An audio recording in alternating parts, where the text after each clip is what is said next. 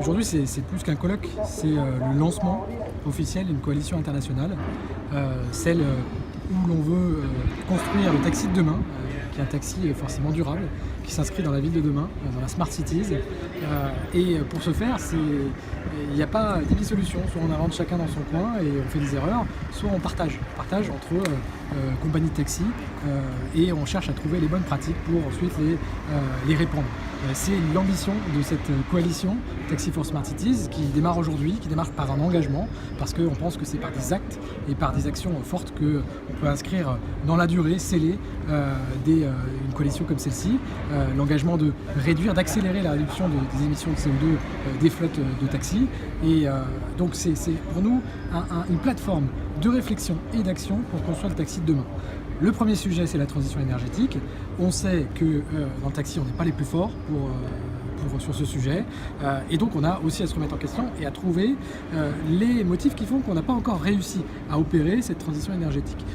C'est vrai à Paris, c'est vrai dans d'autres villes, mais dans certaines villes, notamment à Amsterdam, notamment dans des villes du Nord, en Suède ou même en Norvège, on a réussi à opérer cette transition énergétique vers des véhicules plus verts. Donc, pourquoi eux ont réussi? Pourquoi nous, on n'a pas encore réussi à faire cette opération? C'est des questions qu'on veut se poser et auxquelles on veut avoir des réponses. Si je veux synthétiser, il y a 3 parties prenantes. La première, c'est les pouvoirs publics. La deuxième, c'est le consommateur. Et la troisième, c'est le chauffeur. Il faut que dans l'écosystème du taxi de demain, qui doit être durable, chacun y trouve son intérêt. Il faut que le chauffeur du taxi fasse des économies, ait un intérêt en gagnant plus de clients en investissant dans un véhicule plus vert. Il faut que le consommateur s'y retrouve aussi en choisissant prioritairement un véhicule plus vert. Et il faut que les pouvoirs publics, dans leurs engagements de ville plus durables, investissent aussi pour que les infrastructures soient parfaitement adéquates pour des professionnels, ce qui n'est pas encore le cas aujourd'hui. Et notre coalition veut mettre en branle cet écosystème pour pousser les pouvoirs publics vers les bons outils pour réussir dans notre transition, trouver les moyens pour inciter les clients et les chauffeurs à avoir des bonnes incentives pour que finalement cet écosystème soit vertueux, que le chauffeur gagne mieux sa vie grâce aux véhicules moins polluants, que le consommateur s'y retrouve avec des véhicules plus confortables, plus agréables et peut-être aussi moins coûteux, et enfin que les pouvoirs publics réussissent dans leur pari aussi de la ville de demain, qui se fera sans doute sans voiture individuelle ou quasiment sans voiture individuelle. Donc si on avance assez vite, il y a un marché très important pour le taxi. Si par exemple à Paris on institue le péage qui existe à Londres ou à New York, en instituant un péage pour les voitures individuelles, on réduit drastiquement les voitures individuelles. On augmente là, pour de vrai, le marché du taxi. Ce sont des initiatives qui toutes ensemble, permettent à la filière de se développer, de développer un taxi plus durable et une ville, du coup, plus durable. Je pense qu'on n'est pas au bout de l'évolution en fait, c'est-à-dire que ça continue de bouger. Il y a une révolution à l'œuvre effectivement, et je trouve que la Taxi for Smart City c'est quelque part cette incarnation, c'est-à-dire l'idée qu'il faut quand même changer de métier et qu'on ne peut plus faire comme avant. Après, le député Grand Guillaume a proposé qu'on mette les taxis, tous les T3P, les transports privés particuliers de personnes, en fait, sous l'égide du même ministère. Ça me semble indispensable. Après, il va falloir décliner ça au niveau des locales et au niveau aussi de la question des licences. Et ça, je pense que c'est un sacré chantier à mener. Il faudra beaucoup d'intelligence collective pour que ça se résolve.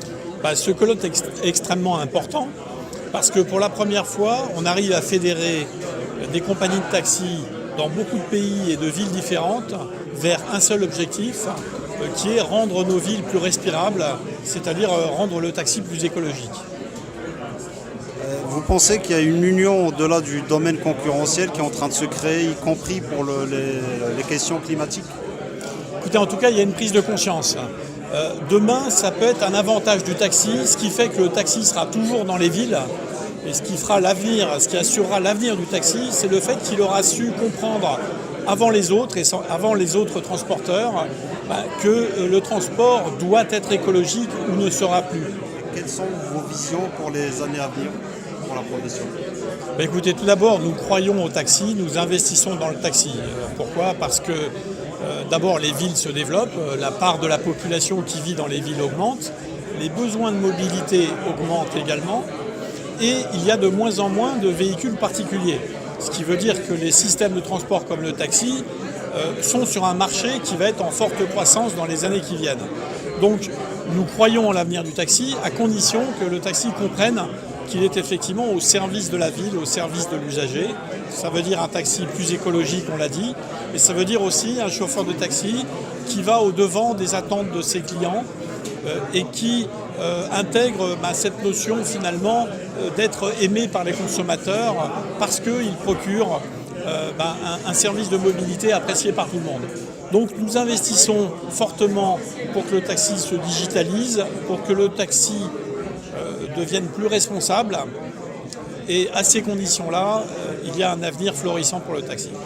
Eh bien, tout simplement, donc il y a un engagement, disons que international des différentes compagnies de taxi pour aller vers du véhicule propre. Et c'est certainement un argument à la fois, comment dirais-je, pour nous-mêmes, pour les chauffeurs de taxi. Parce que les premiers touchés par la pollution, ce sont quand même les chauffeurs de taxi.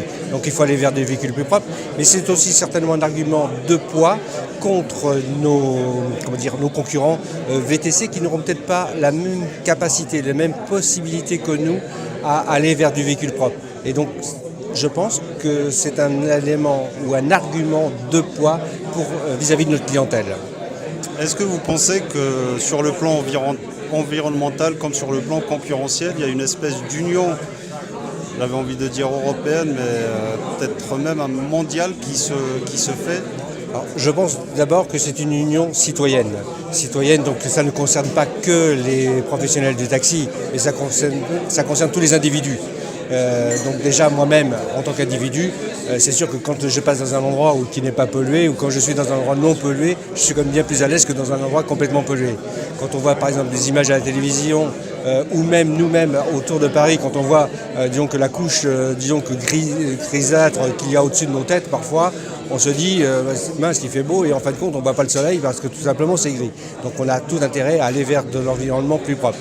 Mais ce qui est intéressant dans cette initiative, c'est que là on sent vraiment qu'il y a une vraie volonté de tous les pays et de toutes les grandes métropoles pour pouvoir aller vers quelque chose de plus propre.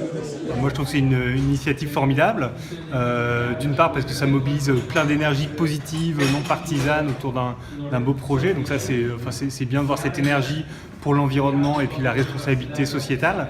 Et là où je trouve que c'est très important et que ça a beaucoup de sens, c'est qu'en fait cette responsabilité sociétale, elle est hyper cohérente avec ce que c'est que le taxi. Le taxi c'est un service qui est universel, qui est accessible à tous, qui est implanté localement dans les villes, dans les régions, dans la société. Donc je trouve ça parfaitement cohérent que le taxi soit un leader dans ce mouvement-là. D'accord. Et vous pensez que les taxis parisiens ont un rôle à jouer dans ce sens-là, dans la mesure où les taxis parisiens, ils ont été à plusieurs reprises des précurseurs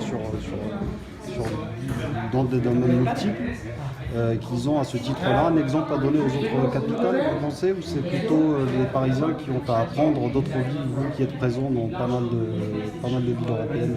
Absolument, c'est pour nous, alors nous, ICAP, on est présent aujourd'hui dans 7 pays dans le monde, dans 35 villes dans le monde, et donc c'est un éclairage qui est vachement important. Effectivement, sur plein de sujets, vus de l'extérieur, et ben les taxis parisiens ont innové, ont été pionniers et ont montré l'exemple. Je pense que dans le domaine de la responsabilité écologique et sociétale, c'est un autre exemple où on se doit de rester leader. Donc effectivement, il y a des choses qu'on peut faire mieux dans le passé, dans le futur, mais effectivement il y a un vrai exemple à montrer. Je pense notamment il y a des milliers de véhicules écologiques. Je pense qu'on peut gagner à mieux communiquer et à donner plus de choix aux clients. C'est aussi ce qu'on essaie de faire avec ICAP, c'est de toujours se dire ok, comment on construit l'expérience autour du client et comment on donne du choix aux clients. Et ben, il y a des choses qu'on sait faire, qu'il faut mettre entre les mains des clients pour que justement les clients savent qu'ils peuvent commander un véhicule électrique, zéro émission, écologique. Et ça on peut le faire savoir. Et il y a plein d'échanges intéressants, des choses qu'on fait ici qu'on peut exporter. À l'inverse, on a aussi beaucoup de choses à apprendre. Et il y a des initiatives isolées. Nous, on était au Canada le mois dernier, il y a plein de choses intéressantes qui se passent. Donc on a une association canadienne qui s'est joint au mouvement aujourd'hui. Et effectivement, il y a des initiatives isolées qu'il faut analyser sans a priori et se dire ok, qu'est-ce qui est bon, qu'est-ce qu'on peut reproduire chez nous. Donc vraiment, on a un rôle à jouer, on est légitime pour ça, mais il faut aussi être très réceptif à ce qui se passe autour de nous. Si vous avez un message à faire passer peut-être aux chauffeurs de taxi parisiens? Alors je vais en profiter pour faire passer 2 messages. Un premier message, un peu d'optimisme, c'est que quand on regarde le marché parisien, on voit qu'en fait il se passe beaucoup de choses. On voit notamment la qualité du taxi qui augmente, parce qu'il y a plein d'efforts faits à la fois par les chauffeurs, les compagnies de taxi qui réagissent de manière saine à la concurrence. Donc la tendance est bonne, la qualité augmente et grâce à vous, donc bravo, et c'est bien. Et à l'inverse, vous voyez petits concurrents qui commencent à avoir un peu de kilomètres au compteur, parfois ils ont du mal à maintenir la qualité. Donc un message d'optimisme, on est sur le bon chemin. Et un deuxième message, c'est voilà, si on saisit nos opportunités, on va y arriver. Et ICAB, ECAB, c'est l'appli smartphone international édité par G7. C'est une formidable arme pour défendre votre métier en France et international. Ça donne toute la simplicité du smartphone à vos clients avec la fiabilité du meilleur service, puisqu'on offre que des véhicules triés et des chauffeurs triés sur le volet. Donc parlez de ICAB à vos clients pour donner toutes leurs chances aux taxis et aux clients. Si vous aviez un mot à faire passer à tous les chauffeurs de taxi, pas seulement ceux qui sont inscrits à votre plateforme, quel serait ce message ? Mon message, il est simple, il est de croire en l'avenir et de croire en son métier. J'entends que sur certains médias ou parfois dans la rue ou dans les conversations, la profession est vilipendée, elle est critiquée, le risque, c'est de devenir une profession névrosée qui vit de son aigreur. Moi, le message que je veux passer aux chauffeurs de taxi, c'est de penser, c'est difficile en une période de grande difficulté économique, mais d'avoir aussi des messages positifs. C'est ce qu'on veut porter ici, parce que c'est évident dans un dialogue avec nos clients, avec les pouvoirs publics. Si on ne porte qu'un message négatif, on n'attire pas. On n'est plus un métier qui attire, on est un métier qui disparaît progressivement. Et donc c'est pas ça que je veux pour notre métier, c'est construire un avenir. Construire un avenir, ça veut dire défendre des valeurs, ça veut dire défendre une vision, ça veut dire défendre sa position et l'équité concurrentielle, mais ça veut dire aussi voir du positif dans la modernité, mener des actions positives. Voilà, soyons positifs malgré les difficultés. C'est quand on est au creux de la vague, quand on est au plus profond des difficultés que on reconnaît qu'on peut rebondir, mais avec de l'optimisme et du positif. Merci beaucoup, monsieur. Merci à vous.